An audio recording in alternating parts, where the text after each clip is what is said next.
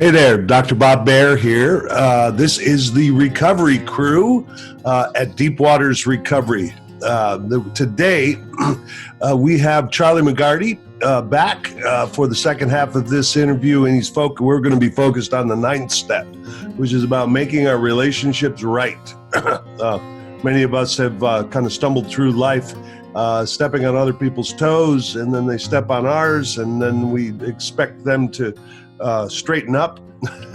There's only one half of the street I can really focus on very well, and Charlie's pretty educated on both sides of that dilemma. And there is a way out, and there is a way through, and there is a solution. We're going to talk about that today. Thank you for being here. The video version of this is on YouTube. Our YouTube channel is the Recovery Crew at Deep Waters Recovery. And we're on all the social media and podcast platforms. Please like, follow, share, and all that good stuff, and subscribe. Keep this movement alive and well. Our Deep Waters Recovery Program is enrolling folks right now. It's 10 hours a week, focused on healing that trauma underneath the dependency, as well as launching ourselves into a life of freedom and enthusiasm. So let's find our creative expression together, stay sober, and heal some of that underlying stuff that sometimes gets in the way of living the life that we want. Okay, it's time to turn this thing over. Let's have this time together with Charlie McGarty. All right, welcome to the Deep Waters and the Recovery Crew. All right, so here we are. There's Charlie McGarty again. It looks like, this is a week later. You got the same outfit on? Not really. It's just a few minutes later, but we decided to carve this into two podcasts because, Charlie's been around a long time and made a lot of connections and has, he wouldn't phrase it this way, but a lot of wisdom and a lot of humility around this. For some reason, a lot of people are able to hear the message about recovery from you, Charlie. I have. It's because I really do think you've done the work to let go of a lot of the ego stuff. So just live it. You gotta live it in order to be in integrity with helping others go through it. I'm not gonna ask somebody to do something I haven't done. Yeah, and you've shown that to me in many ways. So on the last episode, Charlie kind of unpacked the whole big, messy, beautiful story that really that had a component of some real unhealthy physical eating, and that has a similar eating disorder that I've had that's associated with the addiction of which is an addiction. And then we progressed to using some other stuff that we could get an even bigger hit with until we could turn back.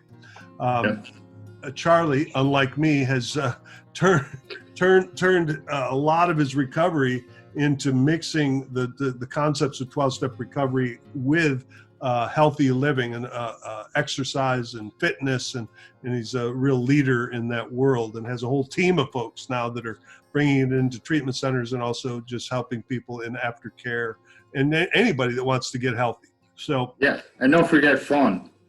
Oh, we can't be having any fun. With sustainability, there's got to be some enjoyment, right?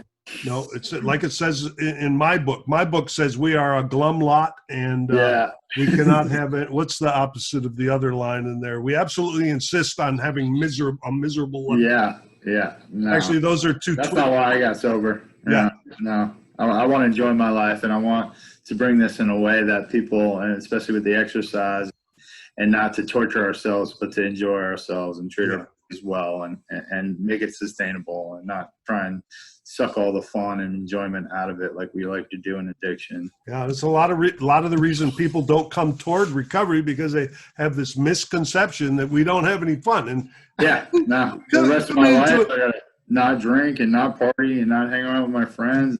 There's a whole nother world to it. I'm having a blast in my recovery, more and more so. Not taking myself a little less seriously, and it's, the shit we did the shit we did actually, you know, we didn't die. It wouldn't have been great if we died, I suppose, or if we killed somebody. Or it's not laughable, but the rest of it is pretty laughable. If you can look at it in that way. So anyway, let's make this transition here. So we're going to talk about step 9 today. And the 9th step, you know, the steps are not randomly. When I first came in, I wanted to say I'm sorry to everybody. I wanted to jump to step 9. Right? I'm sorry. I'm sorry. I'm sorry. I'm sorry. And as we talked about before, that instinct is because I'm uncomfortable and I want to not be uncomfortable. And I'm sorry it's a little bit of a drug that makes me feel better for 3 seconds. Yeah. The 8th and 9th step are really about an entirely different thing. And, you know, we come in, we surrender, life's a mess. That's the first step. Second, third step is maybe I can let go and let some other people have a little input into my life. And maybe even this begin to think about maybe there's this God character. Maybe, or maybe it's just the doorknob. I don't know, but at least something outside of myself to get some solutions, right? And then we do the inventory in step 4. The inventory, just like the owner of a department store would do it. Here's what we have. It's not with judging it. We're not judging ourselves. We're just saying, here's the character defects. Here's some of the assets. We're just looking at it. Step 5 is where we do this profound thing, which is actually share some intimate shit with another person, unheard of to an alcoholic, unless they're drunk, leaning on the bar with the bartender. But then they forget about it, so it doesn't have any therapeutic value. In the program, we unpack it, and then 6 and 7 is where we really take a look at whether we're ready to change. And make a prayer about that. And then we're on step 8, which is making a list of the people we've harmed, but that comes from step 4 from our resentments, a lot of it, which is a trick, kind of a Jungian, Dr. Jung sort of trick where I'm pointing at you, you rotten person, right? But really, it's about me, and I probably created a lot of the problem in the relationship. And that's what we learn without judging. We just take a look at actually what the reality is. And then by the time we're done with that, maybe we have a little bit more willingness to move forward in the 9th step, right? So there's a lot of wrong ways and right ways, I suppose, to do the 9th step. I'd really like to hear your thoughts on the philosophy of the 9th step. And also, really the question is, what's the right way to do it? Because I wouldn't ask maybe it's not the right way, but what's the way that has worked for you the best that you teach? Yeah. Well, so, I mean, I think it comes from a lot of what our conversation was on part 1 was getting uncomfortable. So doing that kind of inventory and analysis, let's say, of my life and the disruptive behaviors that I've participated in, the destruction I've caused in my relationships because of the selfishness and all that stuff, and really taking a look at what my part in that is. I mean, you start with the 4th and 5th, and you just continue to really get uncomfortable with digging deep on all those defects of, you know, why I did things or why I didn't do things or what was my intention or motive behind things. And so not going into step 9 with my motive being, I just want to make everything okay. You know, I just want to, like you said, say I'm sorry, and let's do what I did, you know, what I grew up doing, which was like, let's just move on, wipe everything under the carpet and just like, we're good, right? Like, you know, going into the 9th step and writing this stuff down and getting perspective from my sponsor, obviously, you know, writing it down in a format of doing this amends process before I actually do the real amends with some people and going through some trial runs of what this is going to look like. Yeah, it's fun. You're laughing a little bit because it sounds like a little bit, you know, like elementary or like we should be able to do that, but it's brand new behavior. Yeah. I don't know how to have that uncomfortable conversation with somebody and take ownership of my part in anything. I've spent the rest of my life defending myself, right? Yeah. I start with defensiveness as opposed to... Yeah, or I just cut and run, and then I just go create those sick behaviors somewhere else and devastation somewhere else. So we need practice. We need to we need a rehearsal. So we work with a sponsor Yeah. to do a little rehearsal of this. So Right. right. Right. So that we don't go into this in a way that isn't suggested, so that we don't go in there and create more harm. Right. I mean, the biggest thing is in this analysis or everything, and in this practice, is to make sure that we're not going to cause more harm, or that I'm not going in with the intention that this is, or expectation of this is the way I want this situation to turn out. Yeah. You know, so we have to really check our intention behind it, and that's where the sponsor is going to give us an idea of like, hey, when you say this, what is your expectation of what that person is going to say back? They're going to say it's their fault. It wasn't your fault. Right. They're going to own their shit. Well, they better own their shit after I own mine. That's my expectation. Right. You think that's a good way to go into it? Should be good, and then we should just like go sail off into the sunset, and everything's going to be good, and we're going to have this amazing relationship. And the fact of the matter is that a lot of those don't happen, where people are still very upset and hurt. And that's not the motive anyway. What is the motive of the ninth step? What are we doing there? We're just trying to take ownership for our part and our behavior in certain circumstances, so that we're not causing future in that manner. Yeah. In my opinion. And so getting perspective on how I'm going to approach any given amends with my sponsor, and also other people, I feel is beneficial for me, because today I like to get a lot of different perspectives. So I trust my sponsor, but I also trust other people that I've put in my life because of this person I'm trying to be, because of the attraction of those people and the integrity that I've seen within them. So I trust them to give me perspective on it as well. What is the actual, so one of the things is, when I send people, sometimes I assign sponsors to particular people because I know that sponsor knows how to work, especially the fourth, fifth, eighth, and ninth step. You need somebody to tell you what to do and how to specifically do it. So I don't know if you have a specific little format. I do. It's kind of a three-step process of how to do a ninth step. Is that a thing that you use, or how do you frame it with a sponsee? No, I mean, it depends on the situation. It depends on the person that they're making the amends to. It depends on the level of devastation that was created. And so I think most of the things that I do and the way I operate as a person is like flexibility and being adaptable to those circumstances. So I want my sponsees also, and this is what I work with a lot of my people on too, is being able to adapt in those moments of like, hey, this may turn like this in an instant. What are you going to do in that situation?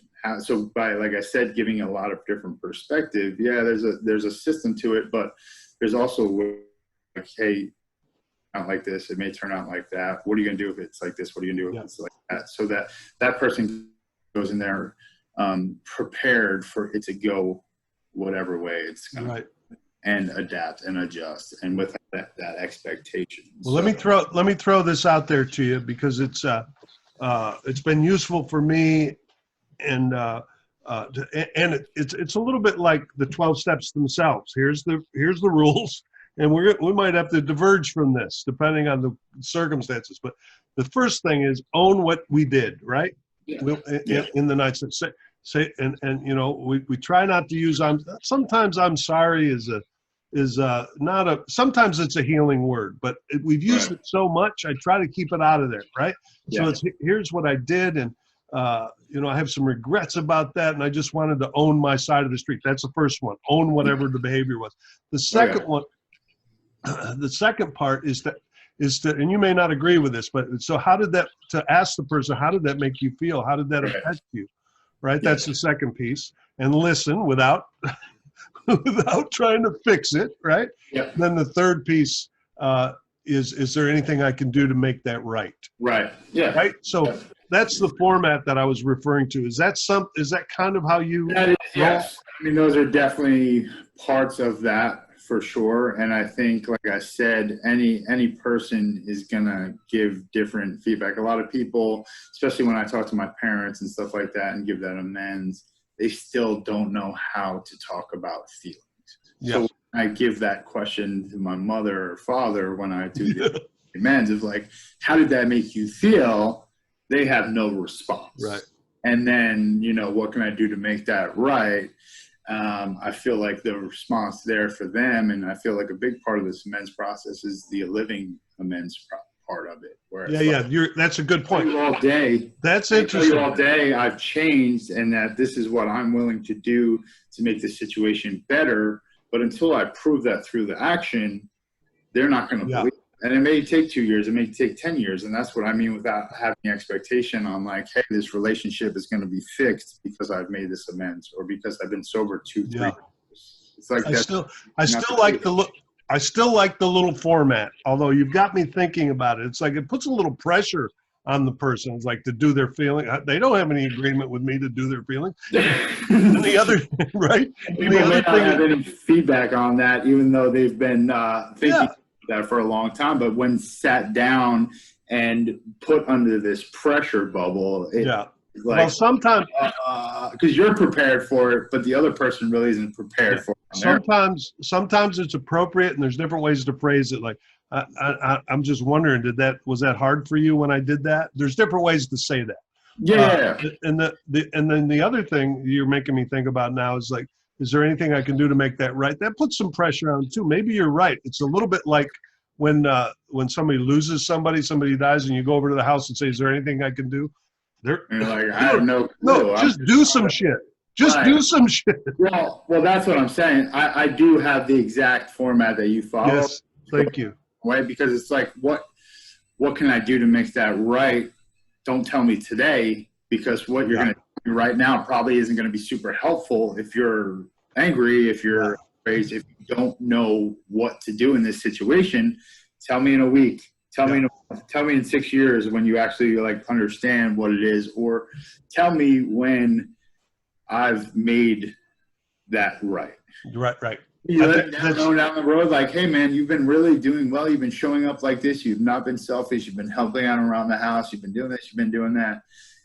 Thank you. Like now I feel like I've been living up to what my amends was. It's so good, Charlie. That's such good. That's a good chunk right there. I want to, so one thing I want to say right now is the 8th and 9th step, 4th and 5th step, all the steps we need a sponsor. But when it comes to the 8th and 9th step, I'm begging anybody that's listening, that's in recovery, to find somebody that's been through this a lot, and just do what they tell you. Because if the 8th and 9th step are not, you want to talk about the opportunity to do some more damage. I've known a lot of folks that have done quite a bit of damage by taking this on their own and doing it without some. It takes a little while. You got to take some time and do it well. We want to, but on the other hand, we don't want to not do it because we're scared. Yeah, get it done sooner. I'm going to read. Get it done. That's your Nike. Make it happen. So I'm going to read this from the 12 and 12, and then I want to talk about the promises, which are apparently they're supposed to happen halfway through this process. All right. So are we going to be rigidly righteous about making amends, that we don't care what happens to the family and at home? Or do we first consult those who are to be gravely affected? Do we lay the matter before our sponsor or spiritual advisor, earnestly asking God's help and guidance? Meanwhile, resolving to do the right thing when it becomes clear, the cost what it may. Of course, and there's some tough ones. Sometimes, almost all of us have some. Holy shit! I might go to jail if I. It's tricky. Make sure you get a good sponsor and have that conversation, right?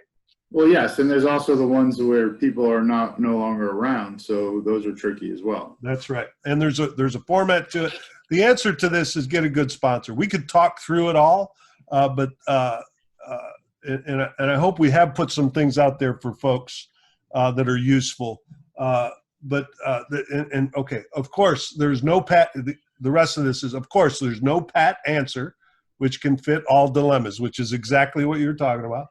But all of them do require a complete willingness to make amends as fast and as far as may be possible in a given set of conditions. All right, so in the beginning, we want to say, I'm sorry, I'm sorry, I'm sorry. And then we do the work. And for most of us, then we're afraid to do the real amends after we find out what it really is. Yeah. Oh, yeah. So this says, above all, we should try to be absolutely sure that we are not delaying because we are afraid.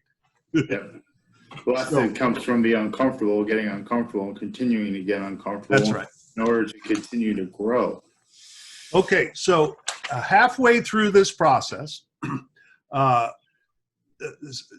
we get a good sponsor. We do all the steps. We really dig in and go beyond. We're uncomfortable as hell for some period. This whole lifestyle of recovery involves learning how to be uncomfortable. And then at another level of discomfort, and then another level, like you stepping up as the leader that you are in the community now. That was not easy for you. I know that. And this, it hasn't been easy for me either because, you're going to take some criticism. Some people are going to love you, which is very uncomfortable. Other people are going to disagree with you, which is uncomfortable. Oh yeah. Yeah, of course. So, but here we are, taking some suggestions and, halfway through, and the other thing is the steps are not you don't do them once and then you're done. It's a lifestyle where we live the philosophy of the ninth step. I've been through the steps several times and done several ninth steps, as have you. It's an ongoing process. Oh yeah. But halfway through the ninth step, the big book reads thus: if we are painstaking about this phase of our development, we will be amazed before we are halfway through, right? And then a very well-known thing in 12-step recovery, it's read in most meetings, and it has been a center post for many of us in recovery that have this negative way of thinking that life's going to be shit and will stay shit, are what are called the 12 promises. Yep. I'm gonna read the first couple, and then I want to hear what you have to say about it. If we are so the first one is we're going to know a new freedom and a new happiness. We will not regret the past or wish to shut the door on it. A new freedom and a new happiness, right? Because we're holding all this shit, right? Yeah, because we're not holding on to it. Yeah. And we don't have all that weight on our shoulders anymore. We've lifted off some of that weight from That's right. Holding secrets takes a lot of psychological effort. Or living a secretive life. I talked about this the last episode part was living these secret lives, having these different characters. Yeah. So making amends and putting all that stuff out on the table of and taking ownership of that. Then I can shed all those different personalities, those different personas, and I can just be who I want to become. And so that's the freedom for me, is getting rid of all that other stuff that's not even, it's more in my head than anything, and getting it out there is what's huge. And what gave me more freedom was just not having all that. Yeah. All that is me thinking about me. It's what's that? This guy sings the song. It's I was always on my mind. I was always on my mind. It's please, and it's good to care about yourself, but I was just what am I going to get? How am I going to get them to, how can I, right? And now we turn our attention. Freedom from self. Yeah. There's a couple other people on this planet, I'm told. Yeah. All right. So, and here's an important one. This is one of the ones that I think points to some of the central concepts of this lifestyle, and that's we will not regret the past or wish to shut the door on it. We laugh at it sometimes, but that's not just a fun statement. If I slam the door on my past, I don't have the one gift that I have to give others, and that's my story. Well, that's why we're here today, right? Because we have that story to share with each other, so that hopefully someone else will learn from it and relate to it and move forward with their lives. I mean, and I don't know the whole magic, but that is one of the distinguishing factors of 12-step recovery that they found out in the 30s. One alcoholic's story is the tincture, is the medicine for another alcoholic. Right. There's nothing else that works any better. No, I mean, my life is based on that. I mean, my everything else. We've made a career out of using my history and my story to help individuals. And plus, I don't want to forget that. I think why I'm sober a good amount of time is because I said it the other episode was that like I still getting out of jail today and how miserable I felt almost 10 years ago to this day. Like I haven't forgotten that. Yeah. And it's very, that one's related. Yeah. And that one's related to no matter how far down the scale we've gone, we'll see how our experience can benefit others. Those kind of go together. The next one is we will comprehend the word serenity and we will know peace. Us agitated, ADD, what's the next fucking thing? What can I do? Yeah. We're going to know peace. Yeah, I mean, this helps because already the ups and downs of early recovery is, I mean, you're on this roller coaster ride anyway. So the more peace that you can get within with doing this step work is going to help level some of that out where some of the stuff is still happening, but you're still, or I was still feeling that serenity, even though the day in, day out stuff was like, I'm top of the world. Now today's a terrible, awful day. And just learning to deal with society and everyday grown-up life was such a roller coaster ride, at least with doing this work and getting to understand myself and people better and working on, fixing relationships. I could have some serenity inside. Yeah. Roller coaster ride of everything else happening around me. Just a little bit of that is nice when you've lived like we've lived for so many. And a lot of the work that you do is I don't think you refer to it that much, but it is a mindfulness practice. The disciplines of running, the disciplines of working out, and you're a yoga teacher. What are you talking about? You probably do call it mindfulness practice, but that's mindfulness. Here's in our world, it's really the 11th step. What we're doing is trying to quit the chatter and get more still, right? And here's the concept, though. It's for me, I have many, many years of practicing agitation. I have an agitation practice. Yeah. Oh, yeah. Yeah. Whatever that is. This is my practice. I've got so many years of this. Right? It takes practice to get still. Yeah. That's why they call it a yoga meditation practice. We have to practice that shit. Yeah. I used to love drama. I used to, even in early recovery, I was so used to the drama of everything. Are you judging me right now? Are you judging me right now? Drama in my life. And, and that was like how I thought I could live because everything else was going to be boring. And I think that's what a lot of people going back to the lifestyle of recovery, I think people just think it's this mundane day in, day out thing. Because we're so used to just having this drama, like, well, I got to put this fire out. I got to go, situation. I got to go, over here and do this, or I just got out of jail. Like, we're so used to that life that we don't know what the serenity is. And so, without working these steps and really going through it and wanting to change, we're still drama in sobriety. Yeah. And we're still creating that drama and just in different ways. I don't have to pick up a freaking drink or a drug to cause some drama in my life. I can stir stuff up real quick. And that's exactly what happens when I'm on that wheel, right? I'm just on thing. And then I wonder why the outer world is full of drama, because I'm praying for it. I'm manifesting God, drama because manifesting. Yeah. So if you want to manifest that serenity and you want to do the work and manifest that serenity, you're going to get it. Yeah. It is what the addict the addict in us really doesn't want us to get it, because if I get still, I don't need the drug. This one's related. We will lose interest in selfish things and gain interest in our fellows. We'll get out of that. It's all about me, just for a moment of relief to see, hey, how's you and your baby, that beautiful baby that I got to get a look at, and I get a joy that comes in me that, we start turning to the world. We can get back out of our isolation and into the world. And what happens is our own recovery. We think it's like helping others. It is.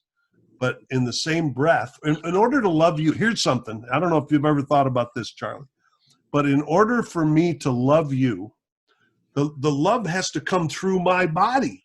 Yeah. I'm feeling it in me. Yeah. And it's healing me as I love you. As I care about you, as I'm engaged emotionally with you, that's coming through my body. That's right. So it's not for you. I'm loving you for me. You're showing yourself that you're capable of it. Yeah, that too, Showing right? to yourself that you're capable of it. That's right. That's right. Well, a lot of that time, I mean, this is part of that process of actually saying it out loud, because I could be making even the amends. I could be, over the years with the foxhole prayers or any of the stuff that's run through my head, I could be making these amends to people without actually saying any of this stuff. And I take the action of having it come out of my mouth and be hearing myself say these things. I'm not going to truly believe or commit to any of that stuff. Yep. You know what I mean? It has a different tone. Like when we write stuff down in the fourth step, when we say things out loud about ourselves or ownership of things, it takes on a completely different perspective for me. Yeah. Yeah. I can say it in my head. I can write it down on a piece of paper. But the more I say these things, the more I show who I truly am today, rather than the stuff that's rolling around my head and the practices that I've built for 20 years of mayhem and destruction and all that stuff. I have to start a new voice for myself. Yeah. And I hear myself say that a lot in order for me to realize that it's true, because I still think I'm that person. That's right. So that's related to this one, Charlie. Our whole attitude and outlook upon life will change. It's like this way of seeing the world, that I'm bad. They're coming after me. I'm going to be a failure. Whatever the long list of shit is that's from my trauma, actually, that got fueled by my acting out and then putting myself in other traumatic situations, which is called complex trauma. Mm-hmm. And then I greased the wheels with all the drugs and alcohol I used, so I didn't have to feel the consequences of it. And here I am today with this miserable mind, right? And I get into recovery, and I start helping other people, working the steps in a methodical way with a sponsor. And suddenly I find myself with a different attitude and a different outlook on life. Yeah? Yeah. And that's what I was saying about saying it out loud too, because I can see it, and I can, like I said in part one, was that I have to say it. I have to really internalize it. I can see it, but I really have to internalize it in order to feel like it's true. Because it can tell me, and the outside world can be telling me like, hey man, you're doing great. Congratulations, this and that. And I'm like, yeah, cool. But until I take the ownership of it and actually give my voice to it in multiple situations and get that perspective, I'm not going to trust it. It's going to take me a while to trust it. But the more I go through these steps and work through this stuff and get through the discomfort, it shows myself that commitment level. Okay, so this next one. Talking. Yep, I can hear a lot of.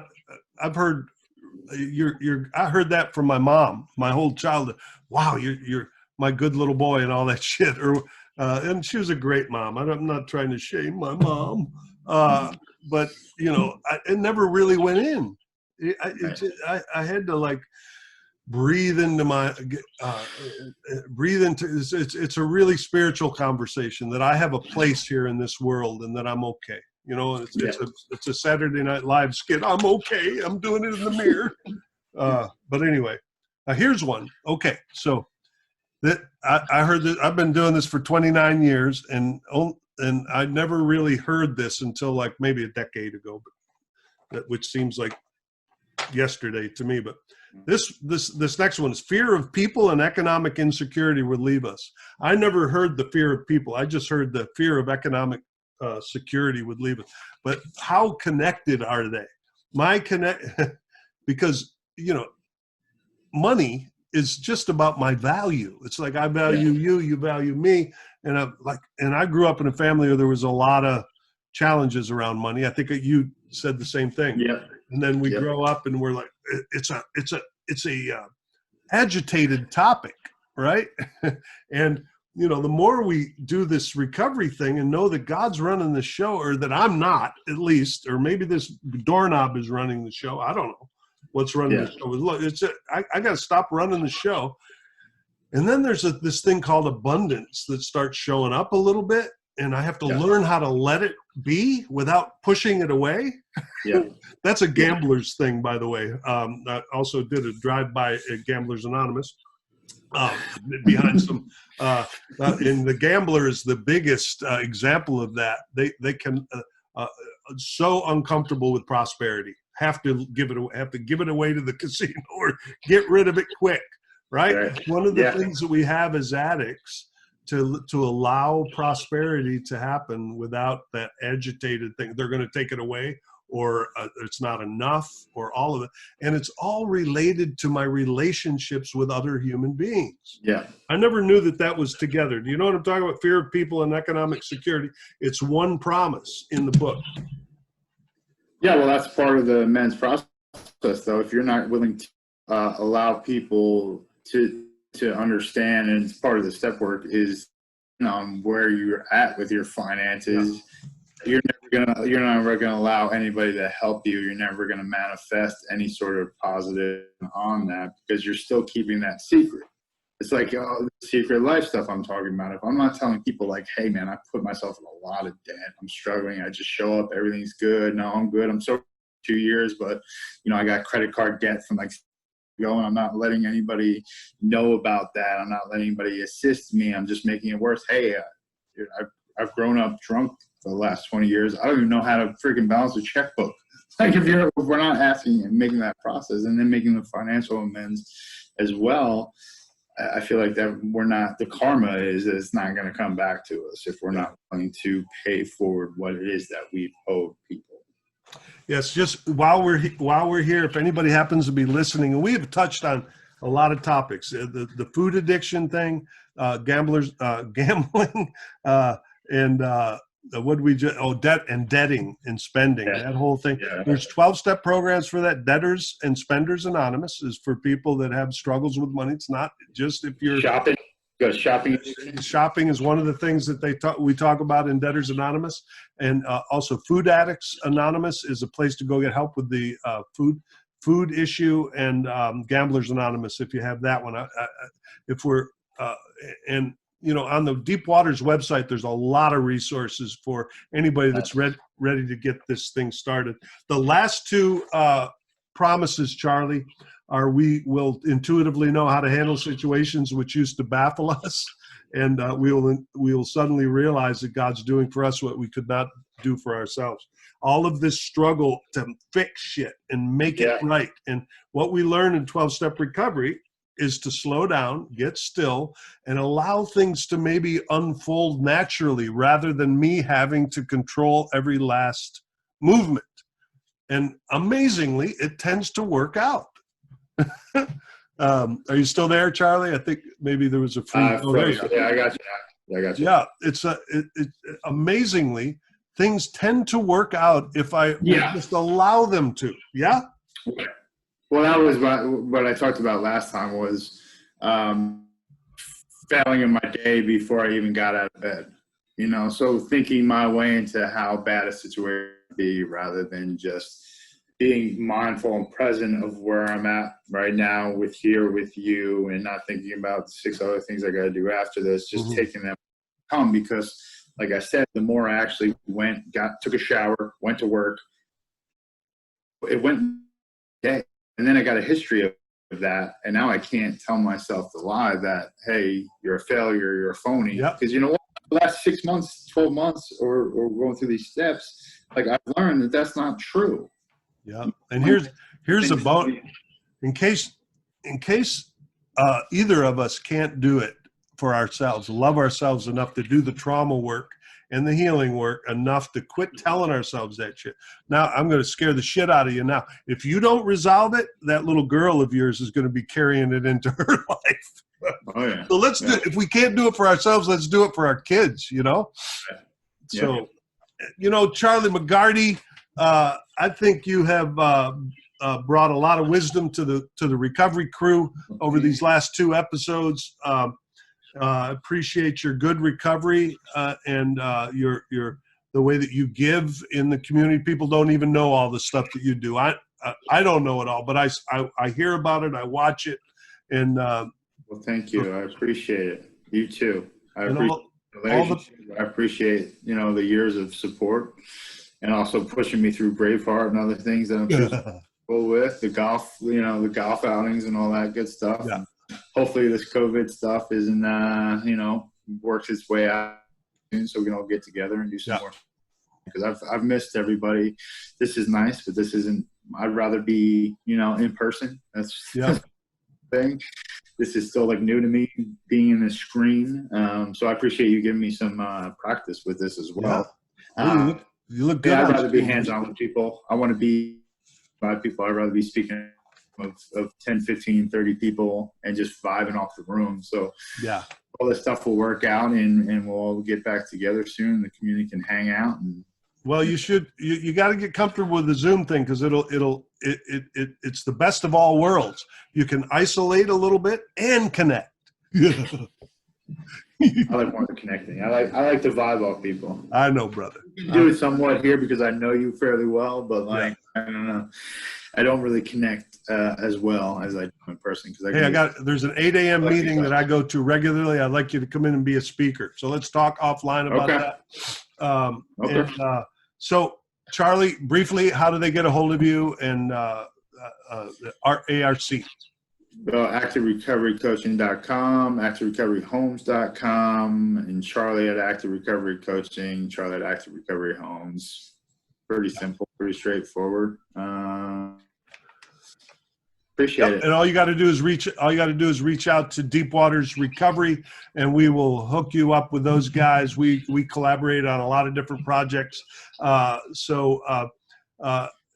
Deep Waters Recovery program, by the way, is a 10-hour program that is a combination of healing trauma, addressing dependency, like Charlie and I have been talking about today, launching people into a lifestyle of freedom, and also finding that authentic bell that's ringing of meaning in their lives.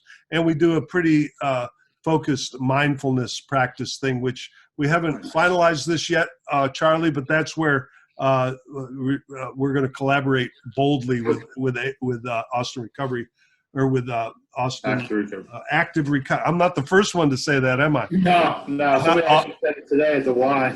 Yep, because Austin Recovery Campus used to be ARC, and there's another Austin Regional Clinic is another ARC. There's a ton of ARCs. So you have to say Active Recovery Coaching and Homes, so it's not only going to be in Austin; it's going to be So you can't just right. So good for you. I like I like your visionary mind. All right. So please, you're on the recovery crew here, and we are on all of the podcast platforms. We are on all the social media platforms. Please like, share, subscribe, and the phone number for us, if you want to be involved in the recovery crew, is 512-677-7847. That's also if you or someone else is ready for our program. 512-677-7847. Admin at deepwatersrecovery.com is the email. Admin at deepwatersrecovery.com. Thank you for being with us. Thank you, Charlie, for being here. Thank you. I appreciate it. Thank you so much for taking the time. Yes, folks, you are in the deep waters now.